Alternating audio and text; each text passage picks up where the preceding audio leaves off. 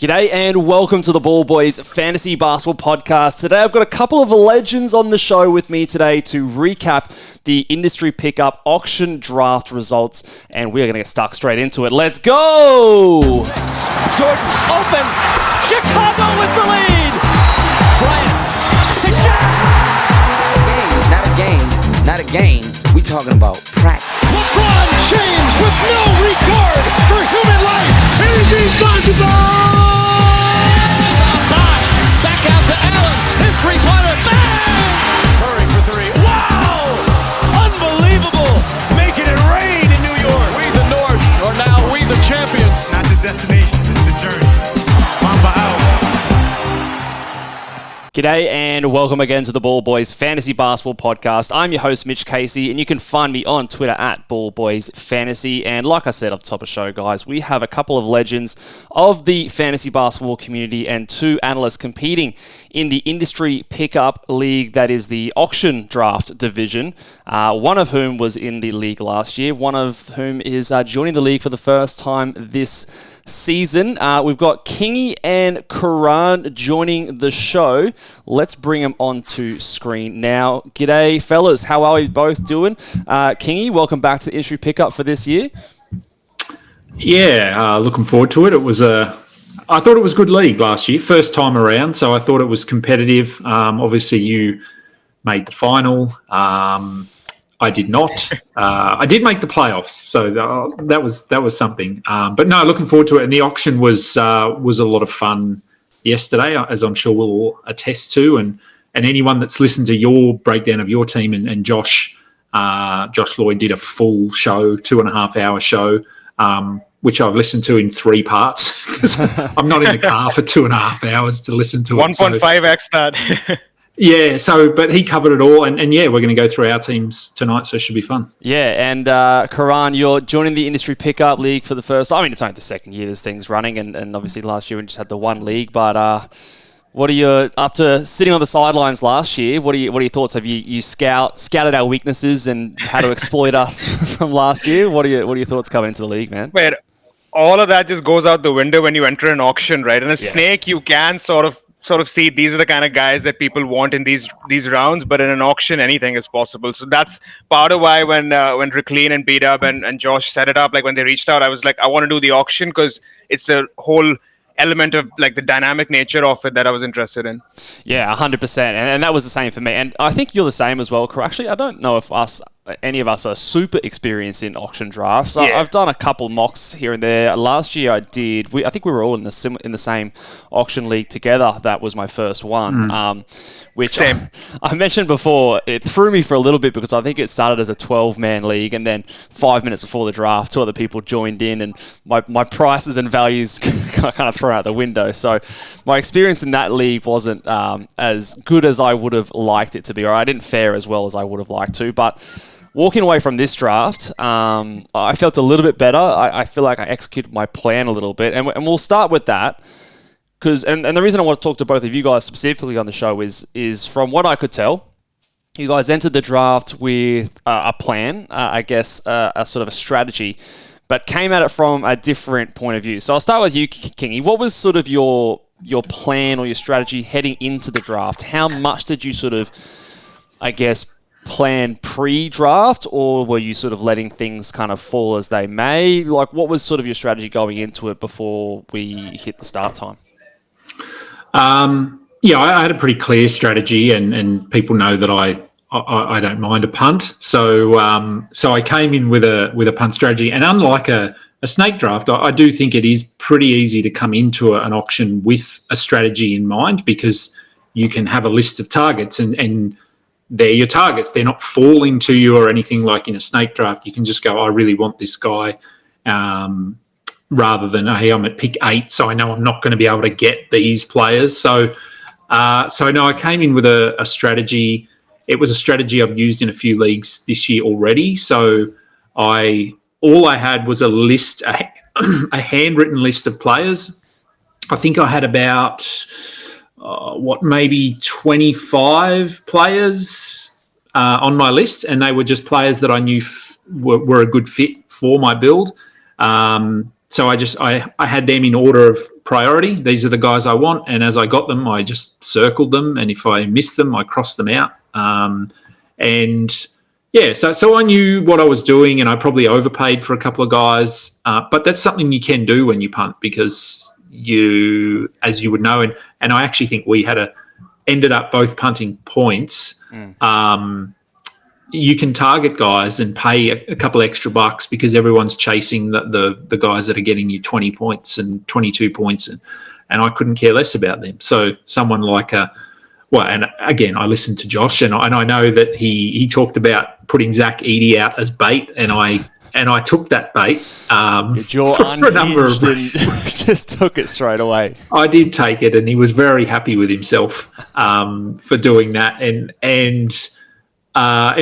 same with a couple other guys there. I think Dyson Daniels, $8. I shouldn't have to pay $8 for Dyson Daniels, but I still had money left when we finished. I'm yet to finish an auction draft with zero. I always have $7 left, so I think I need to just manage. And part of that, I think, is the tight ass in me. So I always look back and go, I could have gone a little bit harder on this guy.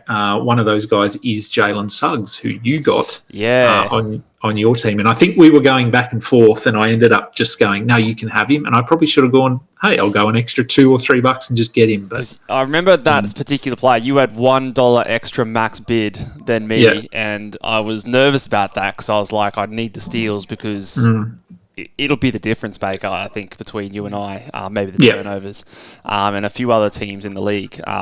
But I was happy. I was happy to get him as where I did. What about you, Karan? Heading into the draft, like, what was your strategy? How much did you pre-plan, or were you a bit more, I guess, happy to let things fall as they would compared to Kingy? Yeah, so I walked in. I did some planning a few hours before the draft. I walked in with a list of maybe 106 target players in my projections who I had them like higher. And I had about 26 or 27 guys who I was fading. So these are the guys I wanted to nominate, right? And I wanted the money to go out with them. Then I had a list of $1 flyers as well. Towards the end, I had a list of like guys, like if worse comes to worse, if I'm stuck with 4 or 5 $1 players, I have this list ready. That was the broader target strategy. And then in terms of like my style, usually like I try to go for balanced builds. And that's what I wanted to do. So I wanted to try and focus on point guards and centers. I wanted to try and focus on getting a lot of points, rebounds, and assists, as those are the sort of categories that sort of don't vary that much year on year. And then let the other stuff figure itself out, right? So that was my main strategy walking in. I obviously looked at the sort of playoff schedules as well of certain teams, the ones which had 2-game weeks. I sort of tried to use them as a tiebreaker. The teams which had more quality games, I tried to use them as a tiebreaker as well. And I had that list that, obviously Milwaukee has the highest, LA like that. And that's how I walked in. And then obviously I was ready to pivot though. If I, for example, got a player like a Giannis or someone for a cheaper price, then I had an idea of that if I had to build with Giannis, what I had to do there. But that was secondary. The primary one was the balance build.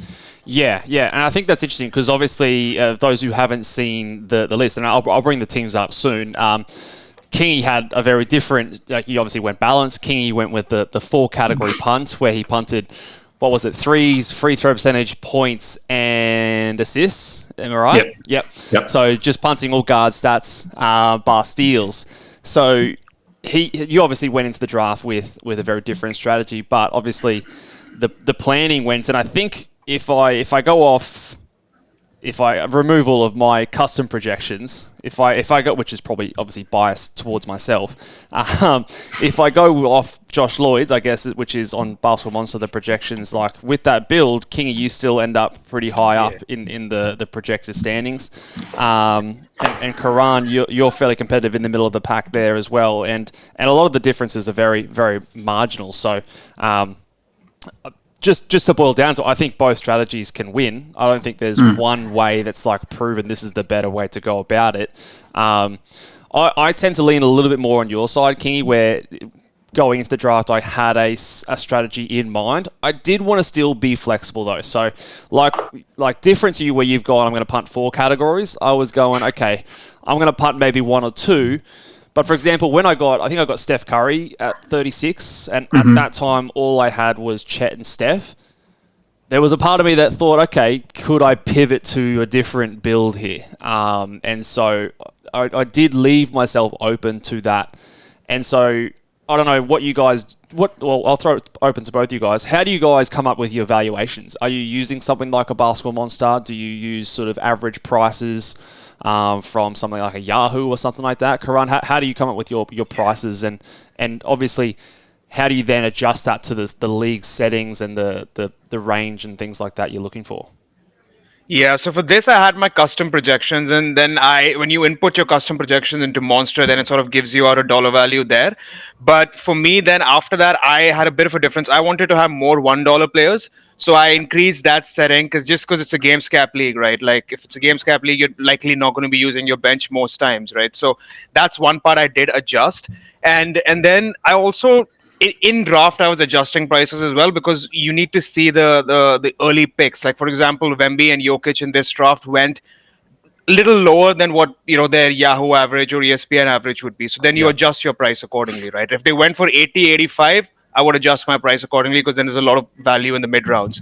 So that's how I did my projections for the draft.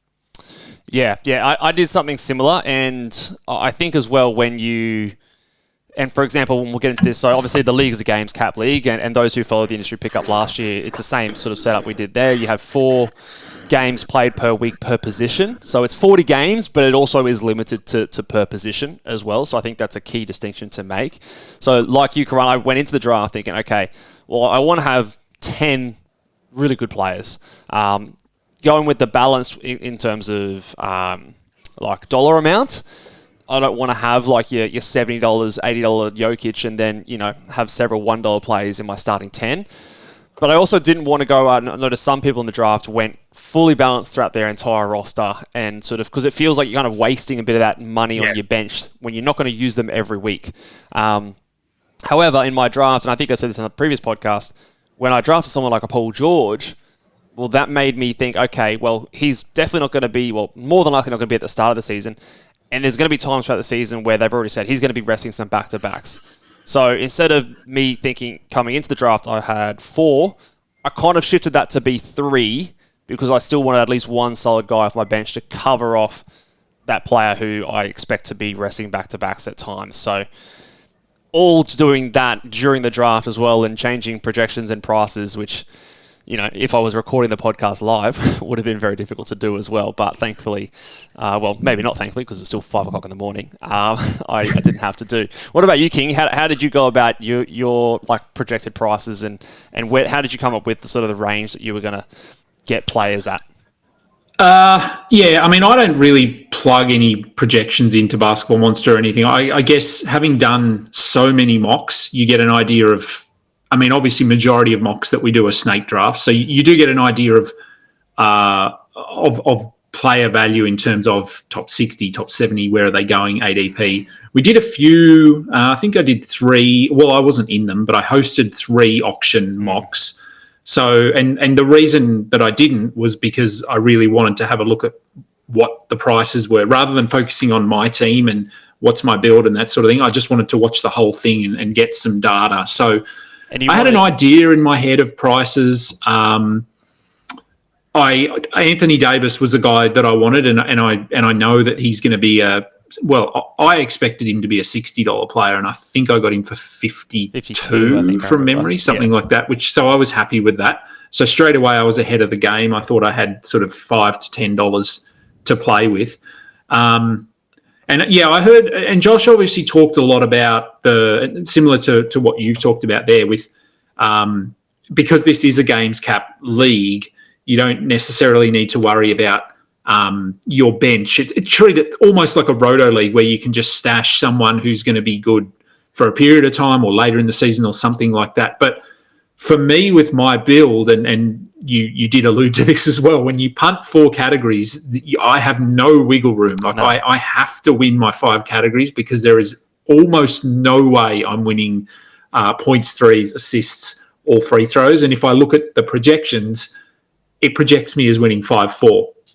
But we know that steals and blocks can be they can change. Like I could, if I'm up against someone who has Yucca Purtle and he just randomly has an 8-block game, that could mean. So for me, my bench is actually somewhat important because steals and blocks are probably going to be the swing category.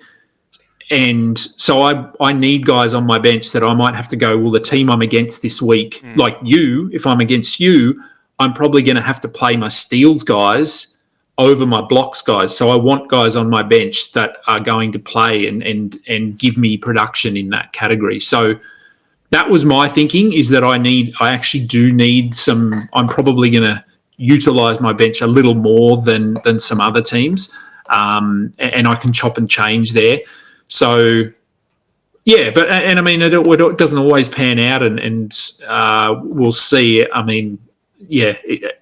I took a risk. I mean, if Anthony Davis gets injured in the 5th game of the season and misses 3 months, I'm probably stuffed. But we'll see. With that said, though, like rebounds, blocks, field goal percentage, you're pretty insulated there. So yeah, and that is part of the reason I like doing that punt, is that I can, like, I've drafted, I think in at least 3 leagues already this year, I drafted Isaiah Hartenstein before the injury, and now he's done for 6 weeks or 5 weeks, but it doesn't really change my projections too much. Even with him out of my lineup, I'm strong enough in my good categories that I can afford to absorb a loss like that and still win 5-4. It can be difficult to overcome. A team that did the exact same strategy beat me last year in the Locked On Fantasy Basketball Bowl in the I think the final of the pool rounds, like before it went to the next sort of phase. And I knew what he was doing. Like, I knew I had to beat him in steals. I knew I had to look after my turnovers, and I just couldn't do it. Like, he got all these guys that were just so good in the categories, and like I would have to completely tank my team and lose to all the other teams to beat this team. So even though, like, I know what you're doing, and a lot of us can sort of see, he's got this strategy. Even with that knowledge, like it's hard to overcome. So definitely a way to go. Before we get into nominating or going through the teams, did you guys have any like specific targets that you sort of wanted to get hell or high water, or like you guys, because in this, like, again, different to snake format, you're kind of at the mercy of ADP and things like that, and you can reach, but really you've got a certain range that you can go. But in this format, you can get anyone. Was there a specific player or two that you guys said, okay, I'm willing to overpay on this player because they're important to what I want to do, or anything like that, or that you just had a lot higher than others, Karan? Yeah, so walking in, I think I did really want to have a crack at LaMelo just because I don't have him in any other leagues, and I felt like maybe in this league he could go at either the sort of where I value him, the right price, or maybe even slightly under. So he went at the right price. I had him at like a $40 player. That's what I got him for. So he was one of the ones I was targeting. Zion, obviously, I'm always looking for Zion. I think I got him in this draft as well. But again, I was pretty ready to pivot. If someone put 43, 44 on LaMelo, I would have walked away with no problems, right? More so, I had players that I was like, okay, I don't want them at their current sort of ESPN projected or their Yahoo projected dollars or Yahoo average dollars. It was more I was looking at that at 70, I do not want Wemby. At 40, I do not want Donovan. 45, I don't want Donovan Mitchell. You know, stuff like that is what I was more paying attention to.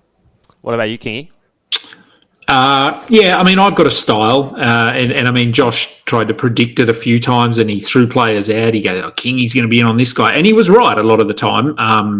So Anthony Davis, I really wanted, because for this build, he's ideal. Rebounds, blocks, steals, field goal percentage. And so I guess I'm looking for either bigs that maybe get a steal a game or 0.9 steals rather than 0.3. And then I'm looking for, usually in this build, what I've found throughout draft season is I can get my 4 main categories early and then grab 3 or 4 steals guys late, which I did in this draft, but you were also doing that. So if you look at the back end of both of our drafts, we've actually overpaying like crazy. Heavy. Yeah. So I wanted Anthony Davis. Yeah, and then it's really just fill those bigs. Like I took Edie. He was not high on my priority list. Go Gobert, Mark Williams, Derek Lively. Like, it's just get guys that get blocks, get rebounds, high field goal percentage. Amen Thompson is someone that I've overpaid for in a lot of drafts. I got him for 14. I think I got him for 18 in a draft as well, just because he's perfect in what I need him to do. Anunoby is another one because I think people are a little bit down on him, so I can get him. And I think 13's fine. I don't think it's really too high or too low. Dyson Daniels, I mean, everyone I think knows that I'm into Dyson Daniels this season, so I end up with him everywhere. So they're probably the main guys. And then there's, you took a couple of guys like Suggs. D'Anthony Melton is another guy that I've got late in a few spots because he fits that build. So, there were a few guys that I wanted and targeted, but on the flip side, there were a couple of guys that I passed on because I thought they were actually a bit too high. Yeah, because I think going into the draft, and this is just my philosophy, especially in auction leagues, I think I see a lot of analysts who talk about auction leagues really stress the value of a player in terms of the dollar amount. And I think that can lead to sometimes that being too much of the focus point, and the fit of the team together kind of gets lost because it's similar to in a snake draft. Like, you could draft, a player who's quote unquote value at every round, but if you have a team that it just so happens that every round you're getting the best point scorer and your team's just so far and away scoring at points, but you're losing these 5-6 other categories, then you've had a crap draft, even if you've beaten the ADP at every single spot. So for me, it was very much like there was some guys that I was willing to maybe overpay for, and the two guys for me was Chet Holmgren and Evan Mobley. Those shot blocking centers that also don't kill me from the free throw line, give me some passing, shoot some threes, get me, like you said, close to a steal per game, and don't force me into that sort of punt free throw build and force me to get players like Claxton and Kessler. And so when you look at like those Basketball Monster projections pages, maybe I didn't get any value per se, but I think what they allow me to do later on in the draft, and I'm not foregoing any opportunity cost. I think it's worth it. So that's my experience so far in auction leagues, and sort of my, I guess, take that's maybe a bit different to others who cover the content is the dollar value is one thing, but I still think you've got to make sure your team makes sense and not just hyper focus on, I've got this guy at this dollars and he normally goes at this price, but what does that actually mean for your team? Yeah, because in the end, it's just about like the team, right? Like, you could pay $15 for a player which is going for 8, but in the end, the team is what matters, not the dollar amount. And the second thing is, like, you had Steph and Paul George, who I think potentially went slightly undervalued, especially Paul George. Paul George, we understand the uncertainty, but even Steph could have easily gone for above 40. So when you have that situation as well, then you're sort of more willing to pay a little bit more for a Chet later on because you got value on the first 2 picks. Yeah, 100%, and that dynamic value of an auction draft, it keeps things very exciting. So that's why it's so hard to compare them. You can't compare one auction draft to another, and I'm sure there'll be people in comments and Twitter posts and things like that have their opinion, but always remember that every auction is its own like snowflake, and it's hard to compare them. I'm going to pull the teams up here, so let's bring them up on the screen now. My screen's on there, but we'll skip my team. I've already talked about that. Let's go to your team here, Kingy. So the viewers can see the team on the screen here on the left-hand side. I want to know from you, which was your favourite buy of the draft? Which do you think was the one that you were most excited about? And which was the one that you maybe regret the most? Or is there one that you regret the most? I wouldn't say I regret anyone who I got, because they, as we said, they fit my team. They fit together to complete the build that I wanted. But in terms of value, I suppose, favorite pick was probably, it's probably Anthony Davis, I guess, just because, as I said, I thought he's sort of a $60 player. But once because Luka went off to Josh with the first pick, I think, for 54. Quietly, I was so happy that Josh had the first player. Yeah. I love that. It was very off-brand for him, and he said that in his show. I don't think he meant to get him. I think he thought he was going to go for more. And I think he's price enforcing it, and then he just got him. I knew that he was not going to be happy with that. So yeah, just quiet. I was pretty. So once I saw Luka go for that price, I thought, okay, well, Anthony Davis, I've sort of got them in that same bucket, and I thought, okay, well, I can maybe get him for the low 50s here, which I did, which sort of, I guess, from the get-go, in my mind, put me ahead a little bit. And then in terms of worst or maybe biggest overpay, Amen Thompson is probably the obvious one, $14 for a guy that might only play 22 minutes a night off the bench. Zach Edey is not a guy that I actually don't know why I took Zach Edey. I think, as Josh said, I think it was almost sort of clickbait. He just put him out there, and I went, oh, he's a nice fit, and I don't have him anywhere in any league. So we'll see how he goes. So they're probably the two obvious ones. But as I said, I probably could have gone a bit harder on a couple of guys, which that's always the case when I do auction drafts. So your regrets were maybe some of the guys you didn't get rather than the guys that are up on your team. I think so. Yeah. I think. But in saying that, I'm still happy with the team. I got Jalen Williams for $30. I think that's okay. He's a bit confusing for me this year, Jalen Williams. I think he's. Do you think $30 is okay? To me, that sounds about right. I think it's fine. Yeah, go for it, Mitch. I was just saying, I think it's fine. I think I've seen him go more expensive in other drafts. Now, that's not always the best indicator, but I think when you compare to some of these other guys, and that, like, we talk about in snake drafts, that, like, second half of the second round through to the end of the third or early fourth round, it's a crapshoot, man. Like I could think he's a second rounder. You might think he's a fourth rounder, and the difference between that might be like 0.3 steals. Like at the end of the day, it's not that much. So if his shape and what he provides is worth it for you, I don't think it's that big of a deal. Even if you do think it's a bit overs or unders, like it is what it is at the end of the day. Yeah. Sorry. Yeah, I paid 31 for him last night in the other auction I did, and I also I felt a little bit, did I overpay? But then later when I sort of reflected on the team, that's perfectly all right, because as Mitch said, like I have him almost as a close to a second rounder, right? So some people may have him as a third or fourth. So I think it's fine to do that. Some people are now potentially paying lesser for him just because they're afraid he's not going to play opening night, but I still think it's good value.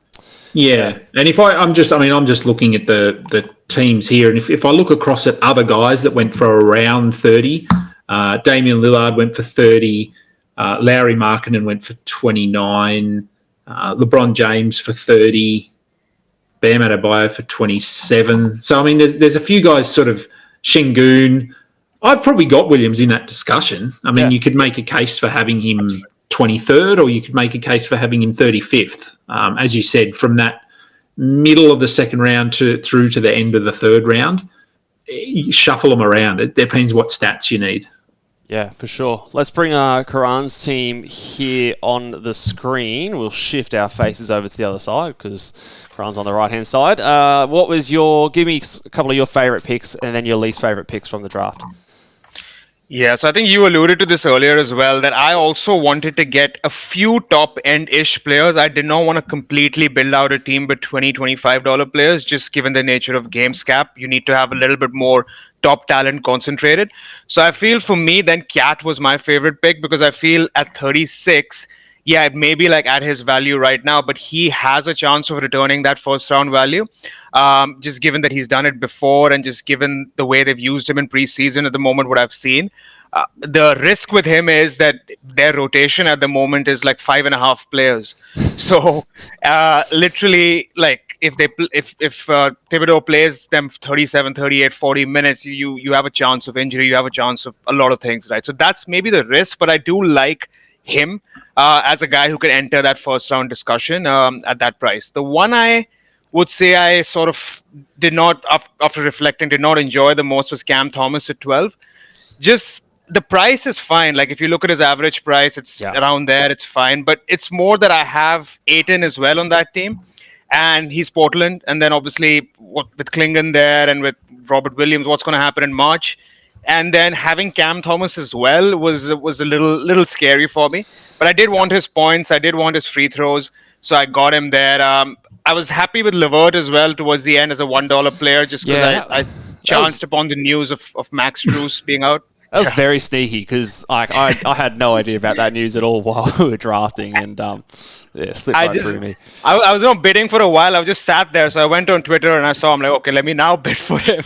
But yeah, other than that would be my sort of key ones that I like was Cat, and obviously Cam Thomas I could potentially give back and get someone else for a $13 or $14. Yeah, no, for sure. Look, and I'm not the biggest Cam Thomas fan. I thought it was decent enough at the time. Like he was obviously with my strategy, not someone I was interested in at the slightest, but was hoping he would go for a little bit more than that. But yeah, no, interesting. And obviously, like we can see here, you've got the several sort of cheaper guys at the end here, which was sort of your plan going into it, with a couple of guys here. But again, no one priced over 40, so $40 was your maximum for LaMelo.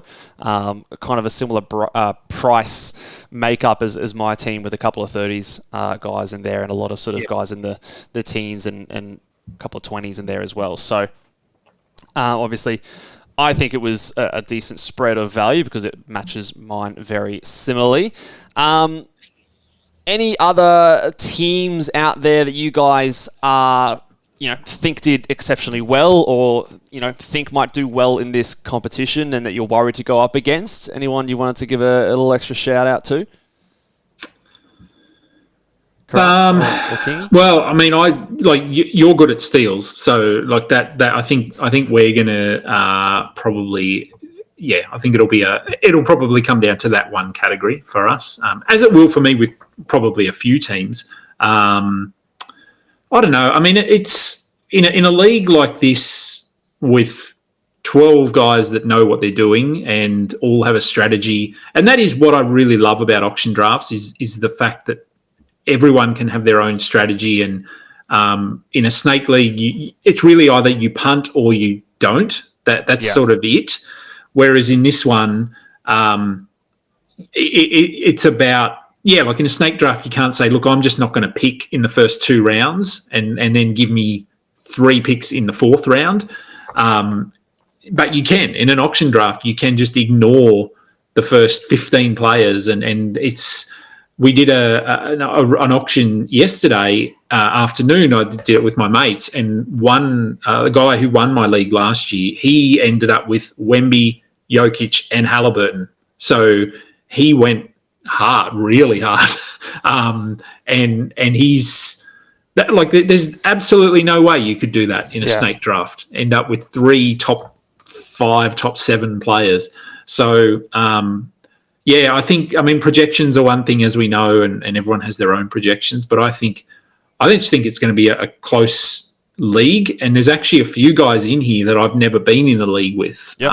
I've been with you guys and with Josh and Kyle, Alex Burns. But then we've got the Point Made guys, Establish the Run, Angle Fantasy, and Fantasy Trash Talk channel. I don't know how these guys play, and do they like trades? Do they stream? So it's going to be fun, I think. Yeah, I mean, I also just I think your team's going to be tough for me to beat. I also think, shout out to Fantasy Trash Talk. I think they had a good draft. Kind of the exact opposite to what you did, King. Yes. Where they went with the big man punts. But what I do like what Fantasy Trash Talk did. Is it Jacob? I think is the guy who did that. I watched his video. He did also a video covering the draft as well. So if you haven't checked that one out, he condensed his down to an hour with what I imagine was a lot of editing. But his team is actually really strong in turnovers for a team that has basically no bigs, which I thought was interesting, getting someone like Tyrese Halliburton, Kyrie Irving, Jimmy Butler, Fred VanVleet, who are good assist guys but don't turn the ball over a lot. So I think he's going to be very competitive as well. So for a newcomer, for someone who's, again, I haven't played him before, I think he's got a strong team. And I am very interested to see how Angle goes with this Wemby Jokic build. Because it's not what I would do, but it's not to say that that's not going to work out. Obviously, they're two, like, the best fantasy basketball players basically we've seen really in the last 20 years. So, it'll be interesting to see how they go on the same team. What about you, Karan? Yeah, I think Angle also snuck in a few like Reeves and Tyus Jones, like value players on his team, which is annoying at the time. I didn't want him to get them, but yeah, I think for me, I'm interested to see how Joel does. Right, not necessarily good or bad, but just because if you look at the back end of his roster, the back end of his roster is probably the strongest. Right, he has like I think is Jeremy Grant his worst player, is Jalen Green his worst player, so he has a strong bench. So I'm keen to see how he sort of uses this in a games cap league and how he sort of maneuvers this. Like if he has injuries, obviously, then he has a really strong bench to cover it. So that's what I'm interested in to see how he does. Then I think Jake from Fantasy Trash Talk, I think his punt big man build is good there as well. I think these two would be the ones that I'm really interested to see. Everyone really had a strategy and walked in with that, but I think these two are the ones which for me stood out. Yeah, 100%. And the last thing I wanted to just touch on today, guys, was any, I guess, gamesmanship, mind games, extra tactics that you guys either employed yourself or noticed anyone doing in the draft that you thought was worth a little bit of an extra mention on today's podcast, and something that you might either recommend to other people or just something to sort of keep in mind in future drafts. Kingy? I guess I could probably go back in hindsight and look at a few things, but during the draft, I'm just so focused on my team that if someone's nominated that I'm not interested in, I zone out for 30 seconds and I'm just then going, okay, who do I want? Looking at prices. I'm sure there were, and my strategy is not a secret, so people know who I'm going after, and we were sort of going back and forth on some steals guys there, but I don't think that. Well, maybe it was you trying to steal some guys from me, but I think it was more just trying to get steals guys, and whatever. Either way, whatever it is meant to be competitive, and I certainly don't employ any strategies other than I guess trying to get the price up. Occasionally I'll do that. Trying to get money off the board early, fairly common strategy. So getting those big name players out there. I actually did do an auction mock where I banned, I don't know what the right word is, but I didn't allow a top 20 player to be nominated until the 5th round of the draft. Yeah, I thought that was interesting. Yeah. It was interesting. It sort of flipped a lot of the money around, and the value was in different pockets. So, I tend to just worry about myself and no one else. Whether that works, we'll find out in 6 months. We will find out. What about you, Karan? Were you playing any mind games for anyone? No, not even. I was very, very focused on my team. But I think for me, the one was when I sort of figured out what strategy the team was doing. And for example, right, if there was a run in which a lot of big men just suddenly went, and then I'm looking at the board, and there's not with Hartenstein out and Porzingis out, there's not a lot of quality big men. So then I was like, okay, let me put out a big man I don't really want, and let me see how much they bid this person up. And then go from there, right? That's one I did employ. And then when I saw that Jacob was obviously going for a punt big build, so then I wanted to drive up the price for some of the points guys and assist guys he's getting, because that's core to his build. So that's when I was in with him on Lillard. And I think Lillard, I had him at about $25, $26 player, maybe slightly higher. And I managed to get Jacob to pay 30 for him, which is still a decent price. It's just you're kind of taking a little bit away from them because you sort of know what they're trying to do, right? But yeah, it's only in sort of isolated situations that I did that. Other time I was just sort of focusing on my own growth. Because it can go wrong, and I think there was a comment. There's a comment on when I posted my team from Alex, who admittedly he did say before the draft that it was his first time doing an auction draft, and I can definitely empathise with that. But I think he commented saying he was trying to price enforce Jason Tatum, and he drafted Giannis in that team. So Giannis doesn't typically, you don't see that build typically work, and it can, but of course. lot of money in those two players. And he was trying to price enforce Tatum, but he got stuck with him because everyone sort of stopped bidding. And so there's a lot of risk when it comes to that. So for me, when I do that, the price enforcement, if I'm not interested in a player that's expensive, I'm just willing to go, okay, you get a cheaper value, cool, you've got that. But I was trying to, especially late, like with Kingy, for example, I think there's a big thing, especially later in the draft, where the order in which you nominate players has a massive effect on how teams are going to shape out. Because if there's a few guys that I really want, for example, when we're looking at the Steelers guys, I really want a Suggs. I really want a Herb Jones. I really want these guys that are maybe a little bit more value. And there's some other Steelers players, for example, like an Amen Thompson, like a Dyson Daniels, which I like, but I still prefer these other guys. I'm going to nominate those guys before the guys that I want, because a player like Kingy, like Trash Talk, these other guys I'm competing heavily in steals with, they're probably going to go for those guys because they're in the mindset, okay, I need this type of player. And I'm going to try and get you to spend up on those players so that you might not have enough money to go for the guys that I actually want. Risk, because I might get stuck with them, but at least they're guys that I want. The payoff is that hopefully I can sneak through with Suggs for less than that. And yeah, so I think that order nomination is a big one. It's hard to say exactly how to do it because it kind of unfolds naturally throughout the draft, but the Zach Edey one's another example. I thought that was actually very interesting, like throwing out those weird players like Kawhi Leonard early in the draft, throwing out a Zach Edey, the Dalton Connects one, which just cracked me up. I thought that was hilarious. But like those types of like random players that come out, I think really breaks up the draft and it gets people thinking on their feet a little bit, because you're not sure how much money you're going to have to play with when you buying these other guys that are cheaper, which makes it a bit harder to gain the understanding of where they're going. Yep. So and as you said, every auction is unique. So you can't look at our auction draft if you're then doing an auction draft 24 hours later and go, well, this is how it's going to go. Yeah. Because I think there's a lot to be gained by watching it, but I don't think it's the prices. Like, a lot of people will focus on the prices a player goes for. I think the bigger thing to be gained from is the strategy and like the timing at which things happen, the bidding up, and whether or not someone's very much like a bid straight away, or they wait for it to count down, or like even some things like when we got down to those last couple of picks, nominating someone for $2, knowing that no one else has got more than $3 or anything left. So if someone wants a player, they're going to have to go all in to get them. But even like that extra dollar can be the difference. I think you did that at the very end there, Karan. I did it with Mike Conley because he was someone I wanted, and if someone wanted him more than that, they needed to go all in basically to get them. Those little things I think are more valuable. Yeah. All right. For sure.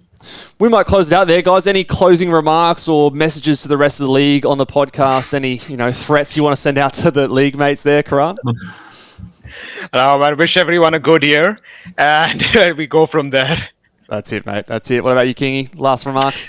No, look, isn't it just good luck? But may your injuries be plentiful and not too serious, but just a lot of them, and maybe rest days, ankles. Yeah, a lot of load management, right? Yeah, that's what we're all Paul George load management.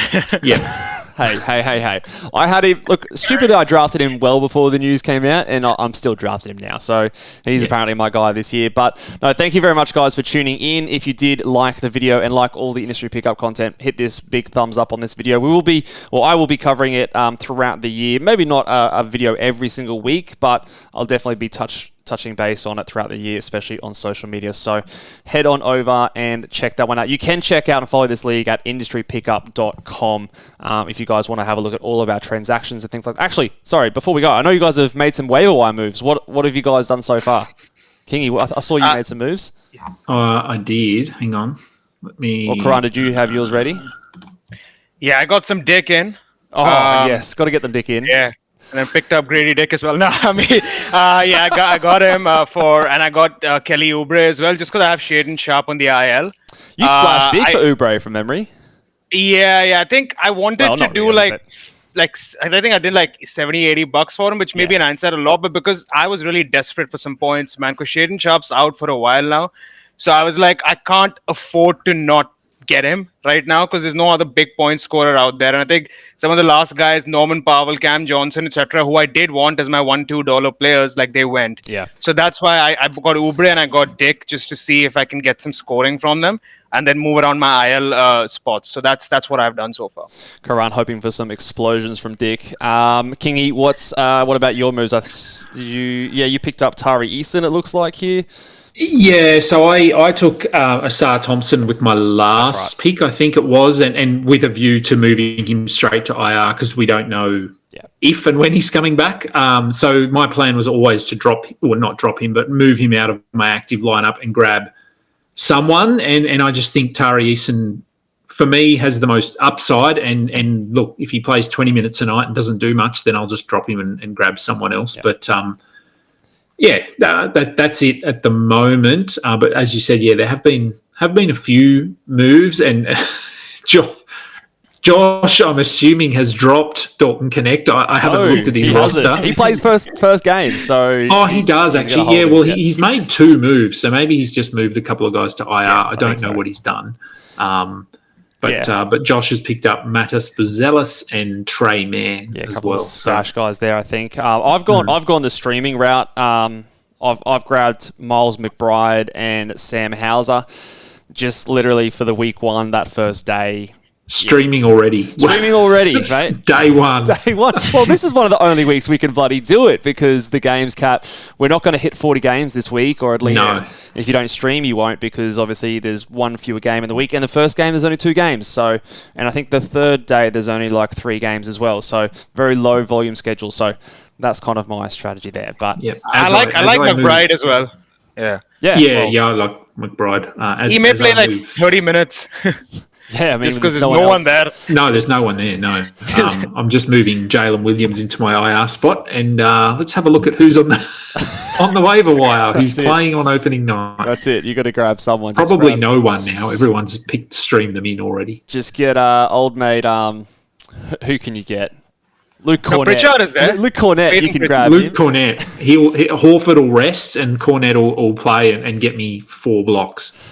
That will do it for us today, guys. We're going to stop talking shit and let you guys get back to your day, and we will catch you guys next time again. Make sure you like, subscribe, give this video a big old thumbs up. Make sure you subscribe to Fantasy Basketball International. Follow Karan on Twitter. I'll post his Twitter down in the comment section below, and we'll see you guys next time. Bye.